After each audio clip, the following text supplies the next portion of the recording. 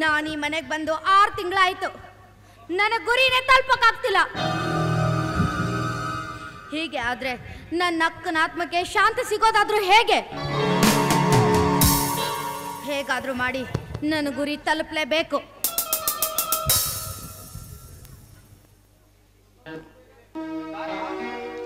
ಅದಕ್ಕೆ ಅವರು ಮನೇಲಿಲ್ವಾ? ನಿಮ್ಮ ಅಣ್ಣ ಅದಕ್ಕೆ ದೇವಸ್ಥಾನಕ್ಕೆ ಹೋಗಿ ಬರ್ತೀನಿ ಅಂತ ಹೇಳಿ ಹೋದ್ರು. ಹೌದು, ಏನು ಬರೀ ನಿಮ್ಮ ಅತ್ತಿಗೆನ್ ಮಾತ್ರ ಕೇಳ್ತಾ ಇದೀಯಾ? ನಾವು ಏನು ಅಲ್ವಾ ನಿನಗೆ? ನೀವ್ಯಾಕೆ ಈ ರೀತಿ ಮಾತಾಡ್ತೀರಾ? ನೀವು ಕೂಡ ಈ ಮನೆಯ ಗೃಹಲಕ್ಷ್ಮಿ.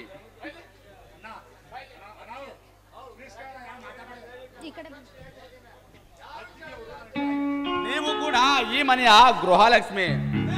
ಅತ್ತಿಗೆಯವರು ನನಗೆ ತಾಯಿಗಿಂತ ಹೆಚ್ಚು. ಇನ್ನು ನೀವು ನಾದಿನಿ ಆದರೂ ನನಗೆ ತಂಗಿಗಿಂತ ಹೆಚ್ಚು. ಈ ರೀತಿ ಇರುವಾಗ ನೀವ್ಯಾಕೆ ಬೇಸರ ಮಾಡ್ಕೊಳ್ತೀರಾ? ನಾನು ಯಾಕಪ್ಪ ಬೇಸರ ಮಾಡ್ಕೊಳ್ಳಿ? ನೀನು ಗುಣ ಎಂತದ್ದು, ನೀನು ಸ್ವಭಾವ ಎಂತದ್ದು ಅಂತ ನನಗೆ ಚೆನ್ನಾಗಿ ಗೊತ್ತು. ಅಮಾಯಕ ಹೆಣ್ಮಕ್ಳನ್ನ ನಂಬಿಸಿ ಪ್ರೀತಿ ಮಾಡಿ ನಿನ್ನ ಆಸೆ ತೀರಿದ ಮೇಲೆ ಅವ್ರನ್ನ ಕೊಳ್ಳಿ ಇಡೋದಲ್ವಾ ಅವ್ರ ಜೀವನಕ್ಕೆ ನೀನು ಬುದ್ಧಿ. ಏನ್ ಮಾತಾಡ್ತಾ ಇದ್ದೀರಾ? ನನ್ನ ಬಗ್ಗೆ ಏನ್ ತಿಳ್ಕೊಂಡಿದ್ದೀರಾ ಅಂತ? ಕೆಟ್ಟ ನಕ್ಷತ್ರದಲ್ಲಿ ಹುಟ್ಟಿ ಬಂದಿಲ್ಲ, ಒಂದು ಗೌರವಸ್ಥ ಕುಟುಂಬದಲ್ಲಿ ಹುಟ್ಟಿ ನನ್ನ ಅಣ್ಣ ಅತ್ತಿಗೆಯ ಕೈ ತುತ್ತು ತಿಂದು ಬೆಳೆದಿರುವ ದೇಹವಿದು.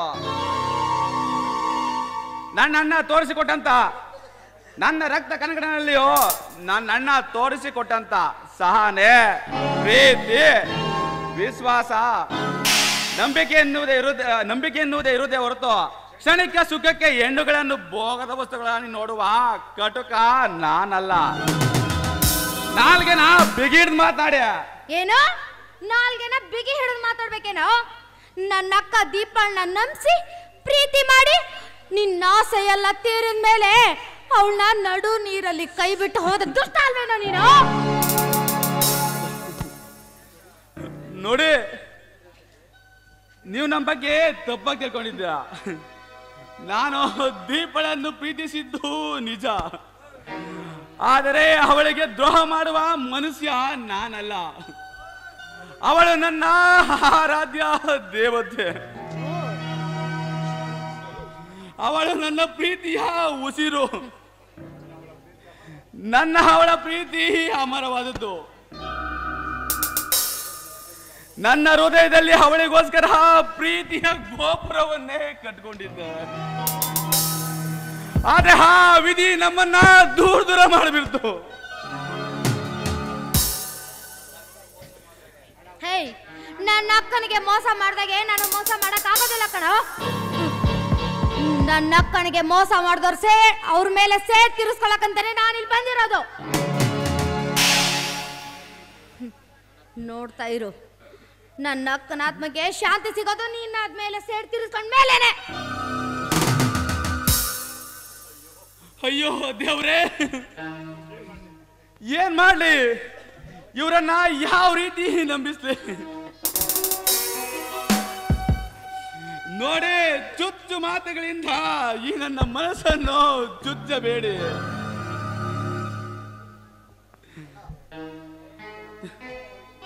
ನನ್ನ ಪ್ರೇಮ ವಿಶಾಲವಾದದ್ದು.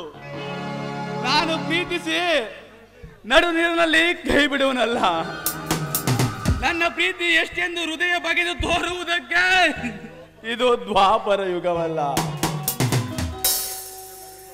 ನೋಡಿ, ನನ್ನ ನಿರ್ಮಲವಾದ ಪ್ರೀತಿಯೇ ನನ್ನ ಬಾಳಿಗೆ ಮುಳ್ಳಾಯಿತು.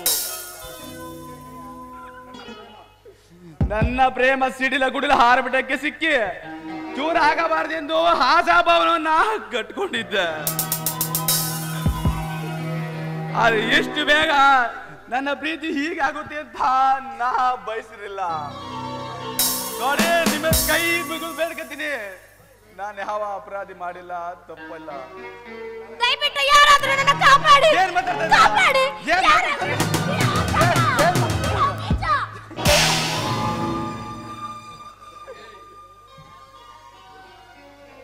ಪಾಪಿ, ಏನೋ ಮಾಡ್ತಾ ಇದ್ಯಾ? ನಿನ್ ಮನ್ಸಲ್ಲಿ ಯಾಕೆ ಈ ತರ ದುರ್ಬುದ್ಧಿ ಬಂತು? ನೀನು ನಿಜವಾಗ್ಲೂ ಧರ್ಮಣ್ಣ ತಮ್ಮನೇನೋ? ವಿಶಾಲ್, ಏನ್ ಮಾತು ಅಂತ ಇರ್ತದ್ಯೋ? ನಾನು ಇನ್ನ ರಕ್ತ ಹಚ್ಕೊಂಡಿರೋ ಅಣ್ಣಕ್ಕನ ಸತ್ಯಾಂಶ ಏನಂತ ನೀನ್ ಹೇಳ್ತೀನಿ ಕೇಳು. ಏನಂತ ಹೇಳಿರಿ? ನೀವು ಬರೋಕ್ಕಿಂತ ಮುಂಚೆ ನಾನಿನ್ನ ಪ್ರೀತಿ ಮಾಡ್ತಾ ಇದ್ದೀನಿ, ನೀನ್ ಚೆನ್ನಾಗಿ ನೋಡ್ಕೋತೀನಿ, ಇವನ್ನ ಬಿಟ್ಬಿಡು ನಿನ್ ಗಂಡನ ಅಂತ ಏನೇನೋ ತಲೆ ತುಂಬ್ತಾ ಇದ್ದಾರಿ. ಇವಾಗ ನೀವೇ ನೋಡಿದ್ರಲ್ಲ. ಏನಂತ? ಸಾಕ್ ಬುಚ್ಚಮ್ಮ ಬಾಯಮ್ಮ, ನಾಲ್ಗೆ ಅಂತ ಬಾಯಿಗೆ ಬಂದಾಗಲ್ಲ ಬೊಗಳ್ಬೇಡ. ಏನ್ ಮಾತು ನೋಡಿ ಈಗ.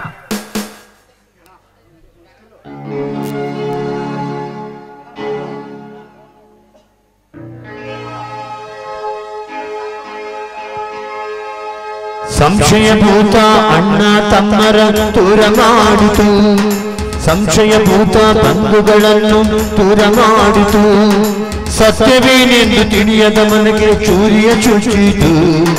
ಯಾವ ಶಿಲ್ಪಿ ಕೆತ್ತಿದನು ಈ ಲೋಕದ ಚಿತ್ರವನ, ಎಷ್ಟು ವರ್ಣಿಸಬೇಕು ಅವನ ಗುಣಗಾನನ, ಅವನ ಗುಣಗಾನನ, ಅವನ ಗುಣಗಾನನ. ನಿನ್ನ ನನ್ನ ಅಣ್ಣ ಅಂತ ಹೇಳ್ಕೊಳ್ಳೋದಕ್ಕೆ ನನ್ಗೆ ಹೇಸಿಗೆ ಆಗುತ್ತೆ. ನೀನು ಇಷ್ಟೊಂದು ಕಾಮುಕನಾಗಿ ಅತ್ತಿಗೆ ನಾದಿನಿ ಅನ್ನತ್ತೆ ನಿನ್ನ ಕಾಮದೃಷ್ಟಿಯನ್ನು ಬೀರಿ ಇವರನ್ನ ಬಲಾತ್ಕಾರ ಮಾಡಲು ಪ್ರಯತ್ನಿಸಿ ಅಂತ ನಾ ತಿಳ್ಕೊಂಡಿರ್ಲಿಲ್ಲ. ನಿನ್ ಯೋಗ್ಯತೆಗಿಷ್ಟು.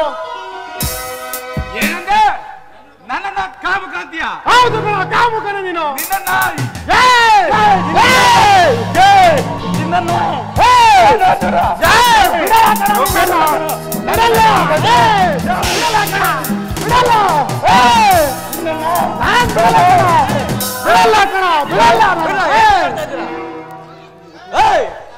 ಏನ್ರ ಒಳ್ಳೆ ಹಂದಿನಾಯಿಗಳು ಗುದ್ದಾಡ್ದಂಗೆ ಗುದ್ದಾಡ್ತಾ ಇದ್ದೀರಾ?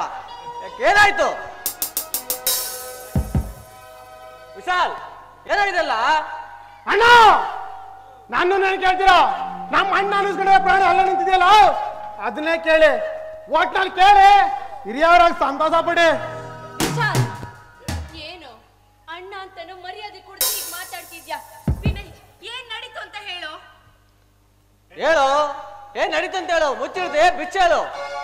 ಈ ಮನೇಲಿ ಏನ್ ನಡೀತಾ ಇದೆ? ಅವನೇನಂತ ಹೇಳ್ತಾನೆ? ಮಾಡಿರೋದು ನೀಚ್ ಕೆಲ್ಸ ಅಲ್ವಾ? ನನ್ನ ಬಲಾತ್ಕಾರ ಮಾಡಕ್ ಬಂದಿದ್ದೆ ಅಂತ ಹೇಳಕ್ ಅವನಿಗೆ ಎಲ್ಲಿಂದ ಬಾಯ್ ಬರುತ್ತೆ?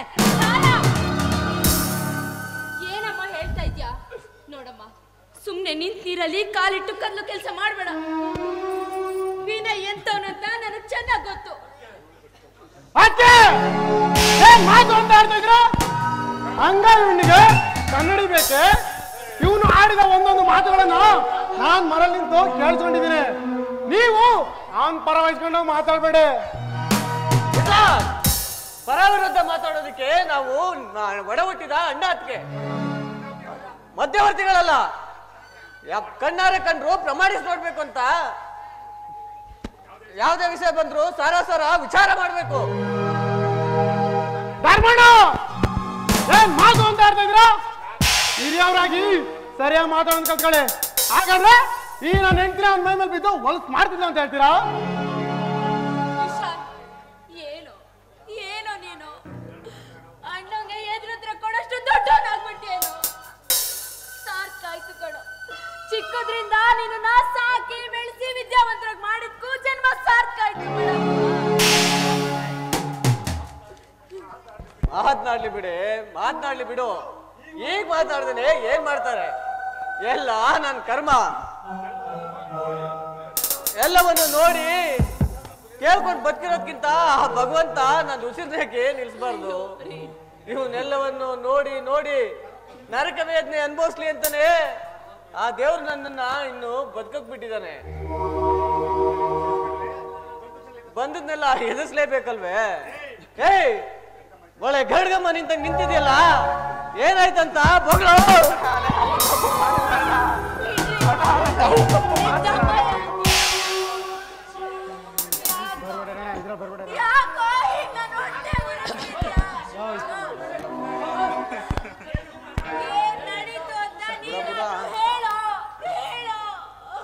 ಅಣ್ಣ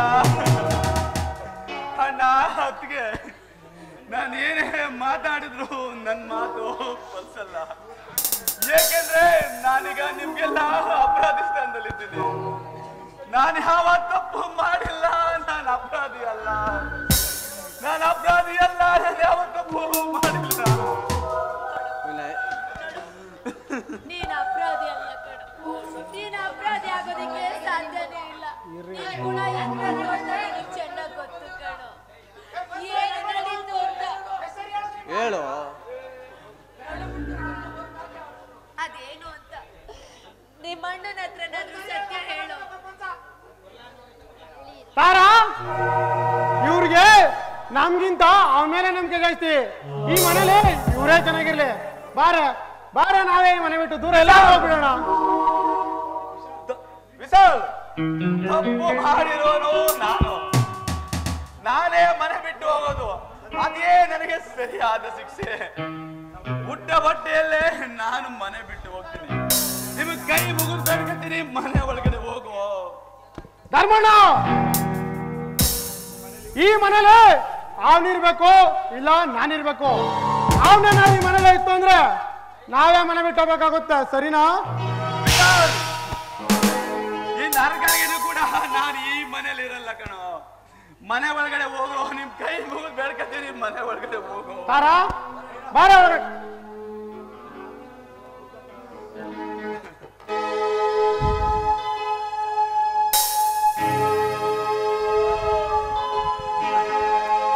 ಮುತ್ತಮುತ್ತ ಮನೆ ಒಡೆದು ಚೂರಾಯಿತು,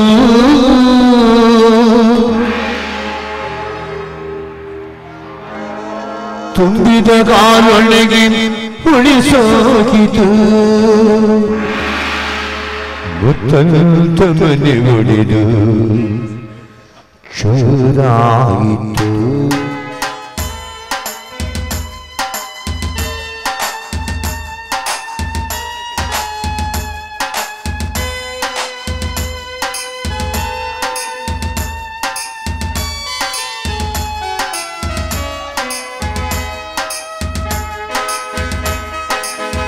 ಮುತ್ತದ ಮನೆ ಒಡೆದು ಚೂರಾಗಿತು, ಮುತ್ತದ ಮನೆ ಒಡೆದು ಚೂರಾಗಿತು.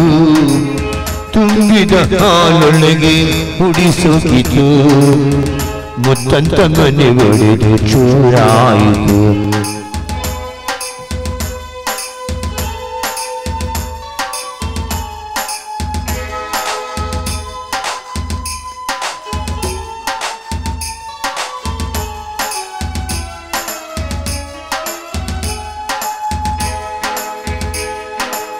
ಮನೆ ಒಡೆದ ಮೇಲೆ ಮನ ಒಡೆಯದೆ, ಸೋದರನ ಬಾಳಲ್ಲಿ ಸುಖವೆಲ್ಲಿದೆ.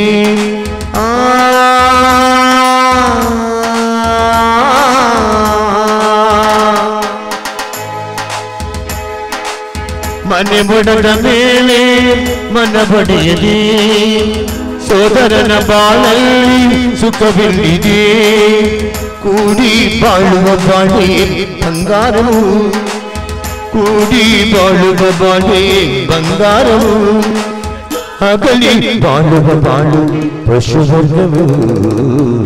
ಮುತ್ತದ ಮನೆ ಒಡೆದು ಚೂರಾಯಿತು, ಮುತ್ತದ ಮನೆ ಒಡೆದು ಚೂರಾಯಿತು. ತುಂಬಿದ ಹಾಲೊಳಗೆ ಉಡಿಸೋಗಿತು. ಮುತ್ತದ ಮನೆ ಒಡೆದು ಚೂರಾಯಿತು.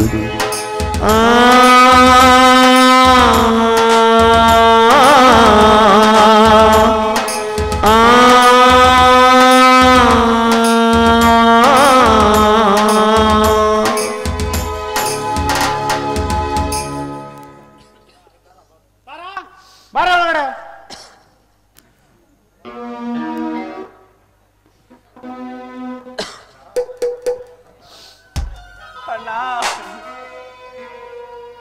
ಅಣ್ಣ, ನಿಮ್ಮ ಪಾದ ಸಾಕ್ಷಿಯಾಗಿ ಹೇಳ್ತಾ ಇದ್ದೇನೆ, ನಾನು ಯಾವ ತಪ್ಪು ಮಾಡಿಲ್ಲ.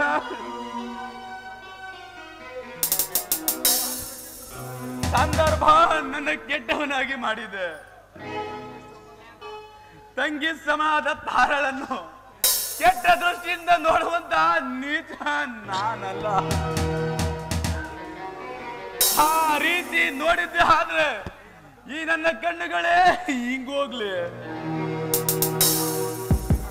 ನಿನ್ನ ಆದರ್ಶದಲ್ಲಿ ಬೆಳೆದ ನಾನು ನಿನ್ನ ಹೆಸರಿಗೆ ಯಾವತ್ತು ಕಳಂಕ ಬರೋ ರೀತಿ ನಡ್ಕೊಳ್ಳಲ್ಲ ಅಣ್ಣ. ಇವತ್ತಿನ ದಿನ ಅಪರಾಧ ಸ್ಥಾನದಲ್ಲಿ ಇದ್ದೀನಿ. ಎಂದಲ್ಲ ನಾಳೆ ಸತ್ಯಾಂಶ ಏನೆಂದು ತಿಳಿಯುತ್ತ ಅಲ್ಲಿಯ ತನಕ ಈ ನನ್ನ ಕೆಟ್ಟ ಮುಖವನ್ನು ನಿನಗೆ ತೋರಿಸಲ್ಲ ಅಣ್ಣ, ತೋರಿಸಲ್ಲ. ನೀನು ಯಾವ ತಪ್ಪು ಮಾಡಿಲ್ಲ ಅಂತ ವಿಕಟ ವಿಧಿಯ ದವಡೆಯಲ್ಲಿ ಸಿಲುಕಿದ ಮನುಷ್ಯ ಅತ್ತರೇನು ಸತ್ತರೇನು ಆಣೆ ಬರಹ ಬರದ ಬ್ರಹ್ಮಲಿಖಿತವನ್ನು ಅಳಿಸಬಲ್ಲವರಾದರೂ ಯಾರು? ಒಟ್ನಲ್ಲಿ ಈ ಧರ್ಮಣ್ಣನ ನಿವಾಸ ಒಡೆದು ಚೂರ್ ಚೂರಾಯಿತು. ನಾ ಕಂಡ ಕನಸು ಅಗ್ನಿಕುಂಡದಲ್ಲಿ ಸುಟ್ಟು ಬೂದಿಯಾಯಿತು. ಸರಳ ನನ್ನಂತ ಪಾಪಿ ಬದುಕಿರ್ಬಾರ್ದು ಕಡೆ, ಬದುಕಿರ್ಬಾರ್ದು. ಯಾಕೆ ಹೀಗೆ ಮಾತಾಡ್ತೀರ? ಧೈರ್ಯ ಹೇಳ್ಬೇಕಂತ ನೀವೇ ಹೀಗೆ ಮಾತಾಡಿದ್ರೆ ಹೇಗೆ? ನೋಡಿ, ಹೇಗೆ ಸೂರ್ಯೋದಯ ಆಗುತ್ತೋ ಹಾಗೆ ಸತ್ಯ ಅನ್ನೋದು ಇಂದಲ್ಲ ನಾಳೆ ಬೆಳಕಿಗೆ ಬಂದೇ ಬರುತ್ತೇರಿ. ಅಣ್ಣ, ಅತ್ತಿಗೆ ನನ್ನಿಂದಾಗಿ ನೀವಿಬ್ರು ಕಣ್ಣೀರಲ್ಲಿ ಕೈ ತೊಳೆಯೋಂಗಾಯ್ತು. ಈ ಪಾಪಿನ ಕ್ಷಮಿಸಿಬಿಡಿ ಅಣ್ಣ.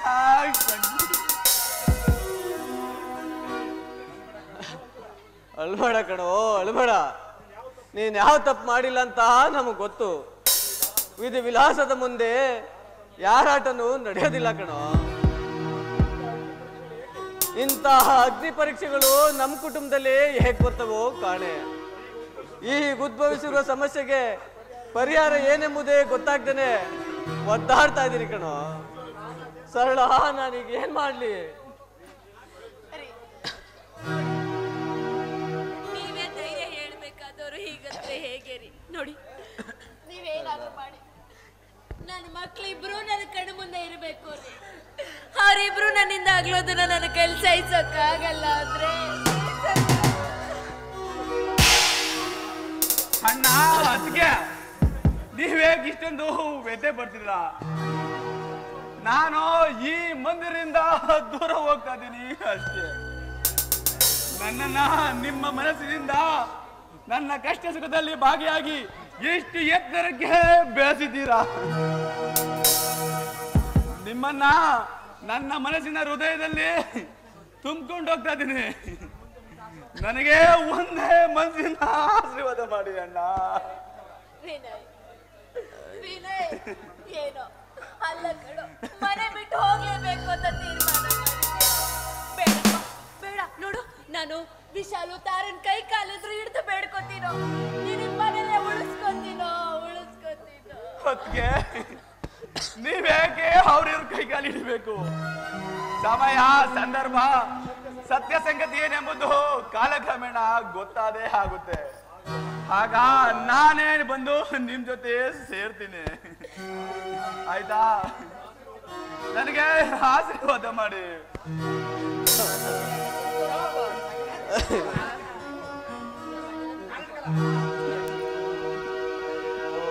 ಈ ಜಗವೊಂದು ನ್ಯಾಯಾಲಯ,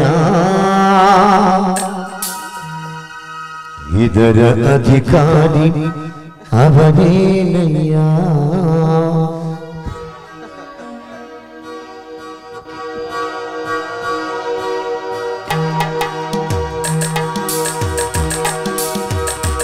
ಈ ಜಗವೊಂದು ನ್ಯಾಯಾಲಯ, ಇದರ ಅಧಿಕಾರಿ ಅವನೇನಯ್ಯ. ನ್ಯಾಯವ ಮರೆಸುವ, ಅನ್ಯಾಯವ ಮೆರೆಸುವ, ಈ ಜಗವೊಂದು ನ್ಯಾಯಾಲಯ, ಇದರ ಅಧಿಕಾರಿ ಅವನೇನಯ್ಯ.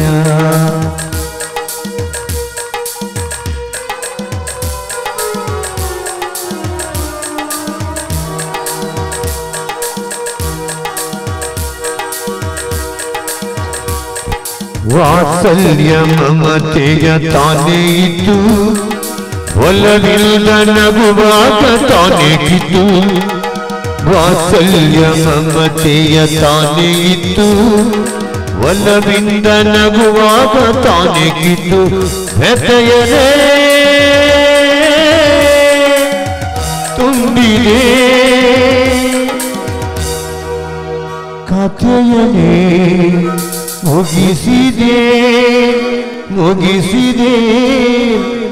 ಈ ಜಗವಂತು ನ್ಯಾಯಾಲಯ ಇದರ ಅಧಿಕಾರಿ ಅವನೇನಯ್ಯ ಇದರ ಅಧಿಕಾರಿ ಅವನೇನಯ್ಯ ಇದರ ಅಧಿಕಾರಿ ಅವನೇನಯ್ಯ ಅಯ್ಯೋ ಏನಂತ ಆಶೀರ್ವಾದ ಮಾಡ್ಲು ಒಡ ಹುಟ್ಟಿದ ತಮ್ಮನಿಗೆ ಒಂದು ತುತ್ತು ಅನ್ನ ಹಾಕಲಾರದೆ ಈ ಮನೆಯಿಂದ ಹೊರಟು ಹೋಗು ಎಂದು ಆಶೀರ್ವಾದ ಮಾಡಲೆ ಏನು ತಪ್ಪು ಮಾಡದ ನಿನ್ನ ಮೇಲೆ ತಪ್ಪಿನ ಹೊರೆಯನ್ನು ಹೊರಿಸಿ ಈ ಮನೆಯಿಂದ ಹೊರ ಹಾಕ್ತಿದ್ದೀನಂತ ಆಶೀರ್ವಾದ ಮಾಡ್ಲಾ ಅಯ್ಯೋ ಭಗವಂತ ಯಾವ ತಪ್ಪಿಗಪ್ಪ ನನಗೆ ಈ ಶಿಕ್ಷೆ ಸರಿಯಪ್ಪ ಕಳಂಕ ಮುಕ್ತನಾಗಿ ಬೇಗ ಬಂದು ಈ ಮನೆಯನ್ನು ಸೇರುವಂತನಾಗು ಹೊರಟೋಗು ಅದಕ್ಕೆ ನೀವು ಕೂಡ ಆಶೀರ್ವಾದ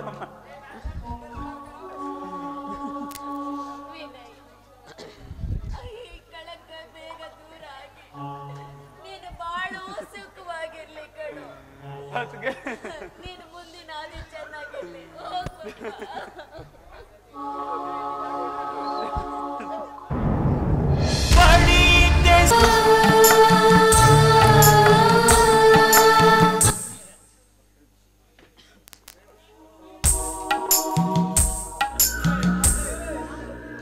ಅಣ್ಣ ನಾ ಬರ್ತೀನಿ ಅಣ್ಣ ಬರ್ತೀನಿ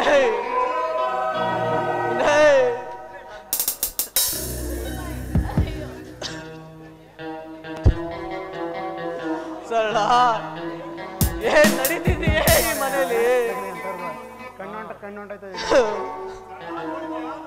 ಸರಳ ನೋಡಿದೀಯಾ ನಮ್ಮ ಸಂಸಾರದ ಸರಿಗಮವನ್ನ ಈ ನಮ್ಮ ಬಾಳು ಕಣ್ಣೀರಿನ ಗೋಳಾಗಿ ಸಿಕ್ಕ ಕಡೆ ನಮ್ಮ ಜೀವನ ರಥ ಸಾಗ್ತಾ ಇದೆಯಲ್ಲೇ ಹಿರಿತನದಲ್ಲಿ ಹುಟ್ಟಿ ಕಷ್ಟಗಳ ಸರಮಾಲೆಯನ್ನೇ ಒತ್ತು ತಂದ ನಾನು ಇನ್ನು ಕೆಲವೇ ದಿನಗಳಲ್ಲಿ ಈ ಮಣ್ಣಲ್ಲಿ ಸಮಾಧಿಯಾಗುವ ಹಾಗೆ ತೋರ್ತಾ ಇದೆಯಲ್ಲೇ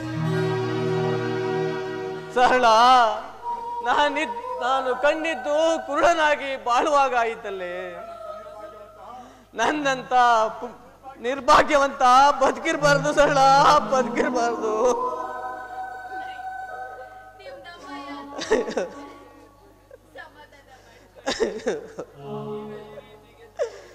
ಅಯ್ಯೋ ನಮ್ಗೆಲ್ಲ ಧೈರ್ಯ ಹೇಳ್ಬೇಕಾಗಿರೋ ನೀವೇ ಈಗ ಧೈರ್ಯ ಕೆಟ್ರೆ ದಯವಿಟ್ಟು ಸಮಾಧಾನ ಮಾಡಿಕೊಂಡು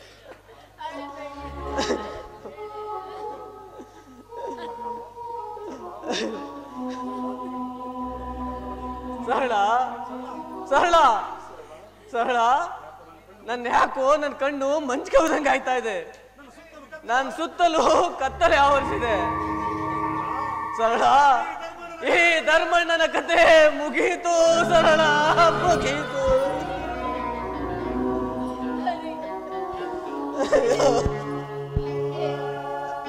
ನೋಡಿ